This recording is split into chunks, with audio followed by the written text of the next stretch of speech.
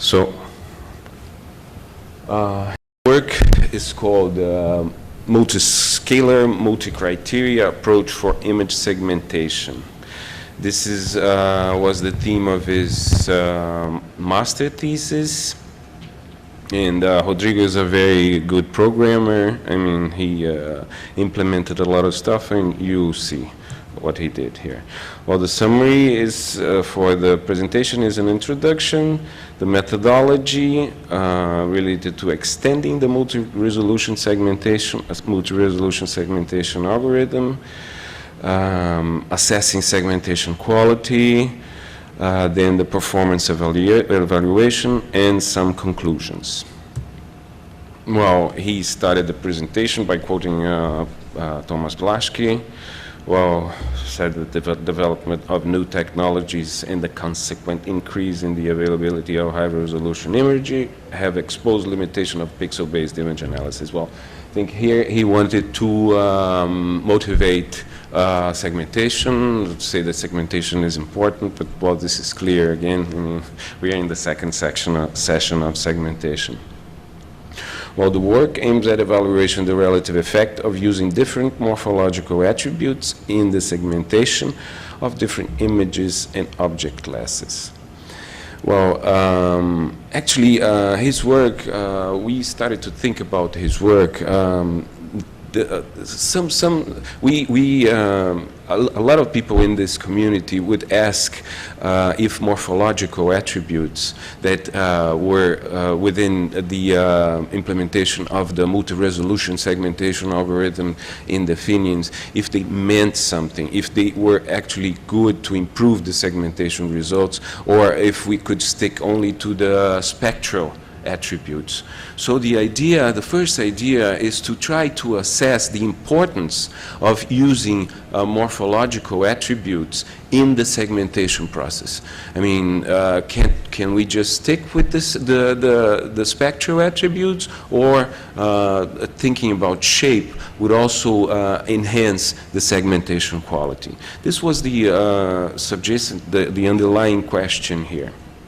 But then he did a little more. Well, we started up with our implementation of the algorithm that was defined introduced in the Batz and Shep seminal paper from 2000. Well, we read the paper and we tried to re-implement the algorithm from scratch in C++. And, we found out that not everything is explained in that paper. I mean, we had to find out a lot of stuff. I mean, actually the problem of creating seeds, the randomic nature of choosing the seeds. Well, the seeds are actually to start with, every pixel in the image is a seed, but then the order that you visit those seeds may vary a little bit. So this was actually one of our first problems in this implementation. But then we did it. We've played a lot with this implementation here. Actually, our version of this region growing algorithm is within the TerraLib library. You'll find there a function for this algorithm, and it's open source, so maybe you can open it up and play a little bit, with the algorithm. I mean, that it's not, if you use the same parameter values that you use in a cognition, for instance, you have a slightly different segmentation. I mean, the parameters are not that, we did not achieve, the same similarity among segmentations using the same parameter values. But the overall looking of the segmentation is very similar. You probably all know this. This region growing segmentation algorithm takes objects' colors and shapes into account in the heterogeneity criteria. So as you know, I mean, there is this fusion factor here, that defines if an object will be merged to one of the neighboring objects. Well, the basic idea is that this fusion factor is calculated for each pair of objects, and then if it's under, it's below a certain threshold, that is the square of the scale parameter, then the objects will be fused. And then in this formulation here, we have, well, the heterogeneity component for color, for a spectral attribute, and then for shape. And this guy here, actually, well, for the spectral component, the increase in the heterogeneity regarding spectral values is calculated this way.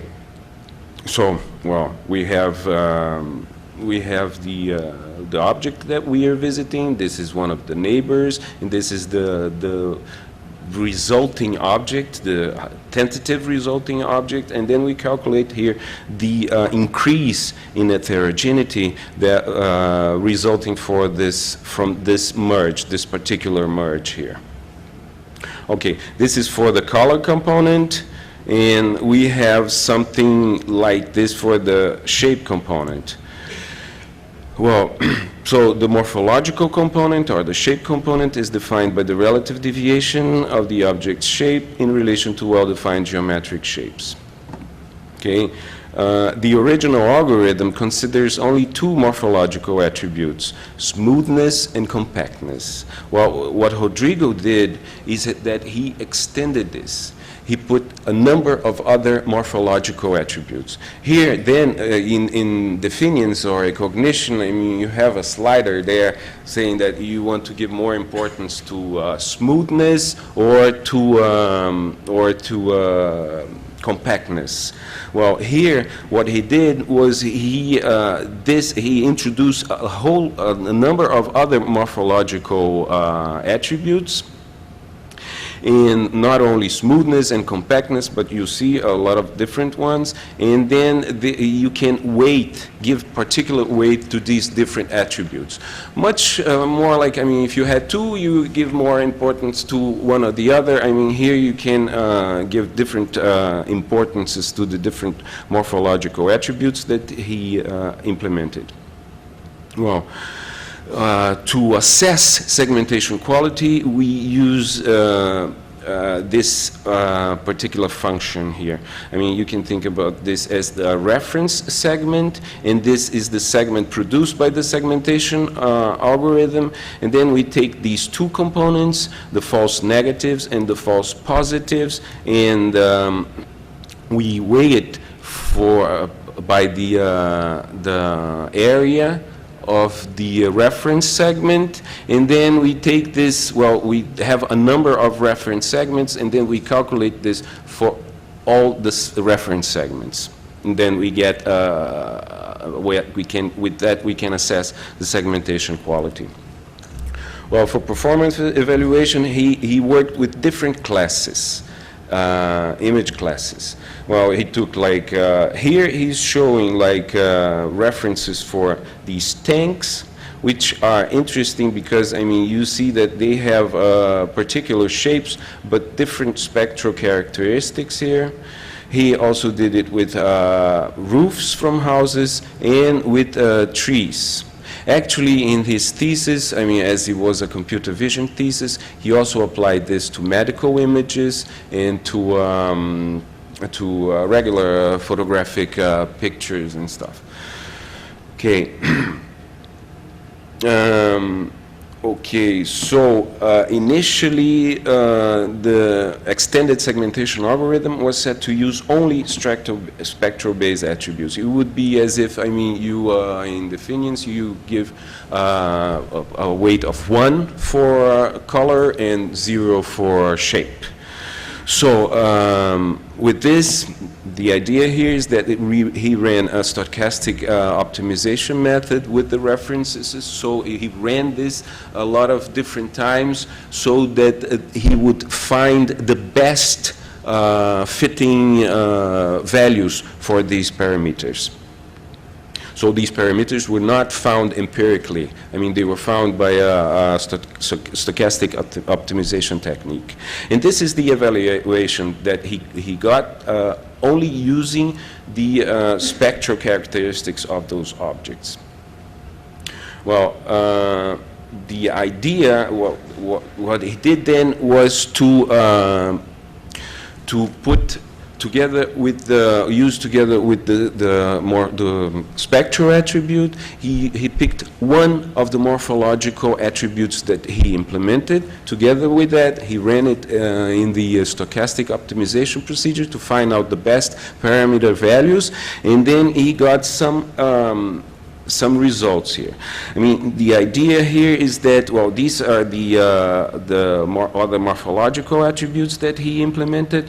I mean, besides compactness and smoothness, he also put in rectangularity, isometry, bulkiness, structural factor, eccentricity, roundness, circular factor, and isometry. Well, and this is using only the spectral. So the idea here is this guy here shows the evaluation for only using color, okay, only using the spectral information for segmentation. And these other bars here show, using color and one other attribute, what would you get in terms of the quality of segmentation. And here, yes, we proved that using a morphological attribute, also using a shape related attribute, we would, yes, get a better performance in segmentation. And this is what he got here. It was interesting that actually he found out that usually the best attributes were compactness and smoothness together with the spectral attributes. But this is what he got. I mean, by using any of the other morphological attributes, he would get a better segmentation than using just spectral information. There's just the spectral attribute here. And then, well, he calculated the gain in using only one morphological attribute. Well, there's some expressive gains here.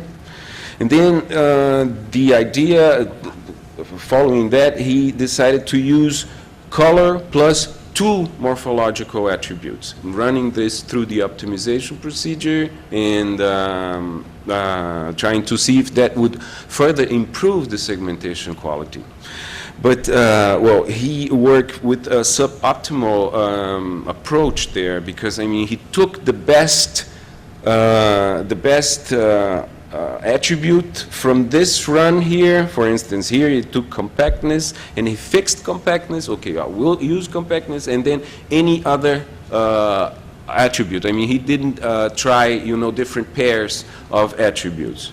So maybe this is the explanation for getting very similar results by adding another morphological attribute in the computation of the segmentation. There are some variation here, but, well, this is the first result. Well, now he should try to use different pairs of morphological attributes, but this is very expensive. I mean, running this optimization procedure to find out the best morphological attributes, well, it's very expensive because usually we use like genetic algorithms that you make like thousands of segmentations to find out, to get the best parameter values. But then, well, that's a result. And for his conclusions, well, the experiments showed that the quality of the segmentations in which morphological attributes were considered was consistently better than segmentations based only in spectral attributes. Well, we're talking here about that algorithm that was proposed by Betts and Shappy. Okay, in most cases, a specific attribute or set of attributes have led to better segmentation evaluations. And the results of the experiments in which 2 morphological attributes were considered point out that the introduction of another morphological attribute can improve the segmentation quality. Well, we still need to be certain of that, but surely the results will lead to that, as I think. Okay, time over. I shouldn't do this in my own session here, so thank you very much.